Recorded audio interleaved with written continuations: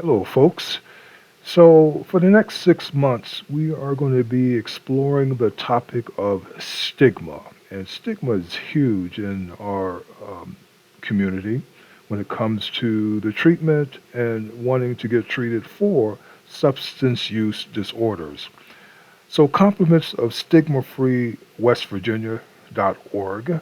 Carrie Finley, PhD, offers a series of presentations on stigma, and she's going to be breaking it down and explaining how it negatively impacts folks with substance use disorder.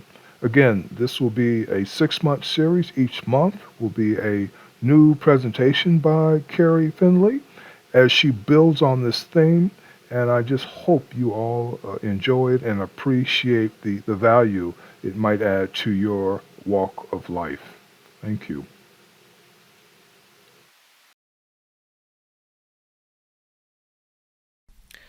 Welcome to the first training video called What is Stigma? I'm Dr. Carrie Finley, and I'm a senior research scientist at the Center for Health and Safety Culture at Montana State University. I'm excited to be with you today. Before working at the Center for Health and Safety Culture, I managed a behavioral health clinic serving individuals with mental health and substance use disorder. During that time, I experienced firsthand the impact stigma has on addressing these issues. This first training video, What is Stigma?, is just one in a series of 6 training videos. Other videos in this series include How does stigma impact us? Where does stigma come from? How can I make a difference part 1? And how can I make a difference part 2? And where do we go from here? Each video in the series is approximately 7 to 10 minutes long. We encourage you to review and discuss all 6 videos.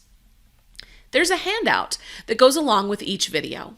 We encourage you to take notes and fill out the sections of the handout. Feel free to pause the video or repeat sections as needed. Before we begin today, I would like you to think of all of the left-handed people you know. Perhaps you're left-handed yourself. I'm sure you're aware of the research that shows left-handed people are more likely to have learning and cognitive issues and may be more likely to engage in criminal acts. Of course, we know that these statements are false. They're not true. Left-handed people are no more or no less likely to engage in criminal acts. Left-handed people have no differences in their cognitive abilities. But that is not what we've always thought. As recently as 1946, leading scholars and physicians believed that left-handedness was associated with developmental and learning disabilities. And of course, these beliefs extended well back into history. Left-handed people were marked as different and actually inferior and even dangerous. This bit of history sets us up well to discuss the idea of stigma. Stigma has been defined as one of the greatest problems facing the entire mental health field. There are many negative consequences associated with stigma. Because of stigma, researchers have found that people might not get the help they need or stick with the treatments they've been prescribed. Stigma decreases quality of life. Stigma negatively impacts a person's sense of hope, their self-esteem, and their self-efficacy.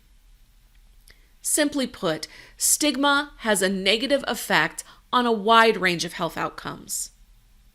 But what if our actions could reduce the negative consequences associated with stigma? In this first video, I'm going to introduce you to the basic concept of stigma and talk about the differences between stigma and prejudice and discrimination.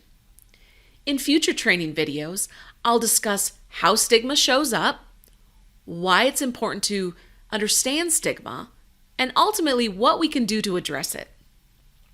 Individuals, families, helping professionals, prevention specialists, stakeholders, and everyone in our society has something to gain from addressing stigma. Each of us has a stake in this outcome. So let's start with the basic definition of stigma. Very simply, stigma is a strong feeling of disapproval that most people in society have about something. The Webster's New World Dictionary further defines stigma as a mark of disgrace or dishonor associated with a particular circumstance, quality, or person. Stigma can generate negative attitudes about people with a condition, and these negative attitudes can lead to discriminatory practices. Stigma is a social process. That is, it's something that groups of people, often in power, create towards other people. Stigma includes a collection of attitudes, beliefs, behaviors, and structures that interact at different levels of society. At the individual level, in groups, in organizations, and various public systems. Beliefs that there was something wrong with left-handed people led to many beliefs and practices and policies, many of which were harmful and dangerous to left-handed individuals. For example, children had been physically injured, punished, and physically restrained because they were left-handed. Now, some of you might be wondering about the differences between stigma and prejudice and discrimination. Conceptually, stigma and prejudice and discrimination are the same, and they share very similar social processes. But how researchers have studied stigma and prejudice and discrimination are different. Research on stigma has traditionally emphasized studying people with certain conditions like deformities, or conditions like HIV and AIDS, or mental illness, or substance use disorders. They have focused on the social processes related to social norms and the deviation from social norms. By contrast, researchers who have focused on prejudice and discrimination have tended to focus on the implications of gender, age, race, and class. They have focused on the more overarching big categories of the human condition, and these overarching categories have focused on the social processes driven by exploitation and domination. Racism is an example. Stigmas have been created about many different kinds of health conditions. Interestingly, we know that what is stigmatized in one society might not be stigmatized in another. We know that stigmas can vary depending on the social context. What is considered or labeled as disgraceful or discrediting by one group or in one community might be viewed as benign or celebrated and honored by another. What is deviant in one culture might be the norm in another.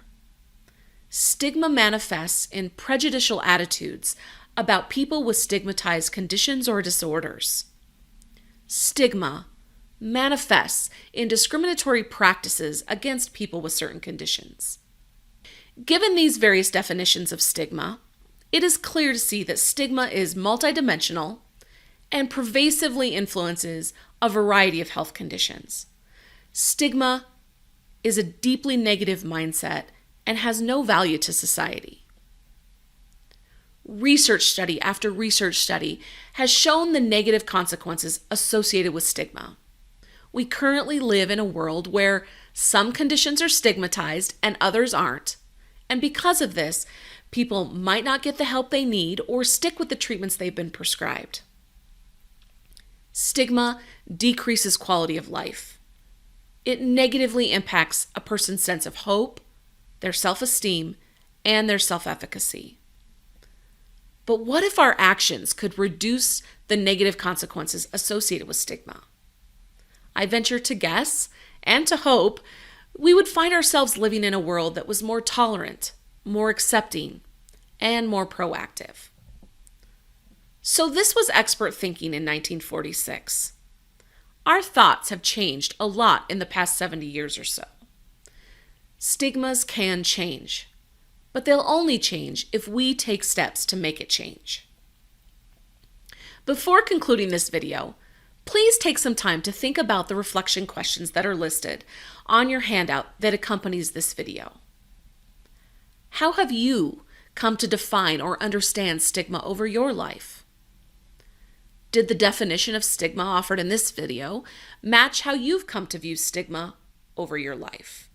And what are some of the similarities or differences? We encourage you to take notes on the handout. Feel free to pause the video or repeat sections if needed. If you're watching this video with others, we encourage you to engage in a discussion about these reflective questions.